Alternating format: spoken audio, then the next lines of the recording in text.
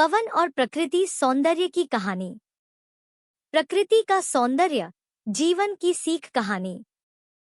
पृथ्वी अपने आप में एक कहानी थी, जिसमें एक संगीतमय रात, एक जादुई बारिश ने एक छोटे से गांव को नया जीवन दिया। वहां रहने वाले लोग पृथ्वी की सुंदरता से प्रेरित होकर अपने जीवन में भी सुंदरता घोलने का निर्णय लेते हैं। प्रकृति उस छोटे से गांव को जैसे हरी चादर से ढक दिया था।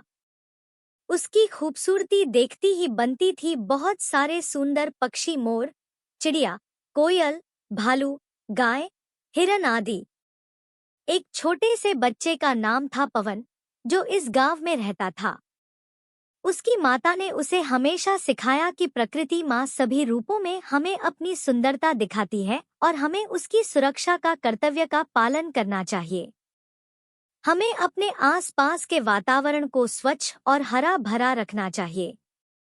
एक दिन पवन ने गांव के आदर्श उदाहरणों को ध्यान से देखा और उनकी कहानी सुनी। उसे यहाँ के लोगों का साहस और उनकी प्रकृति से मिली सीखों ने बहुत भाया।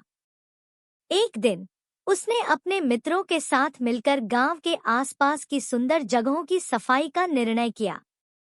वे साथ मिलकर पेड़ पौधों की सुरक्षा के लिए अपने गांव के आसपास एक छोटे से वृक्षारोपण कार्य का आयोजन करते हैं।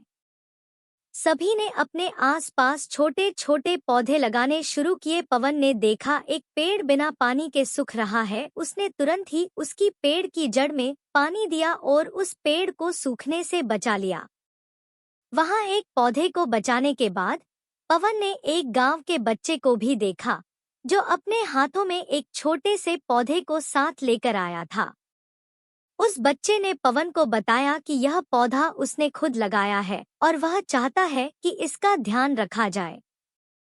इसके बाद गांव वाले ने इस प्रयास को एक सामूहिक उत्साह और सहयोग का स्तर दिया और इसके परिणामस्वरूप गांव का वातावरण हुआ और भी सुंदर और प्रफुल्लित हुआ।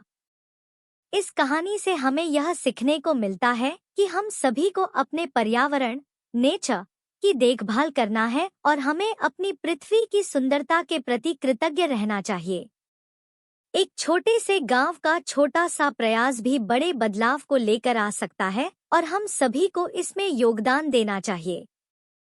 पवन ने इस छोटे से पौधे के साथ शुरू किए गए इस सफल पहलुओं के माध्यम से दिखाया कि हर व्यक्ति का छोटा प्रयास बड़े परिवर्तन में योगदान कर सकता है।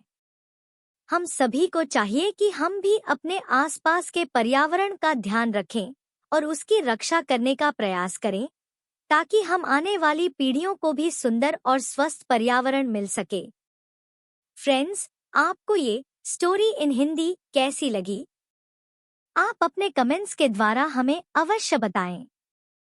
ये स्टोरी पसंद आने पर लाइक और शेयर करें। ऐसी ही और ESHI तरह के स्टोरी पढ़ने के लिए हमारे चैनल नेचुरल सोसाइटी जोन को सब्सक्राइब कर लें। जय हिंद।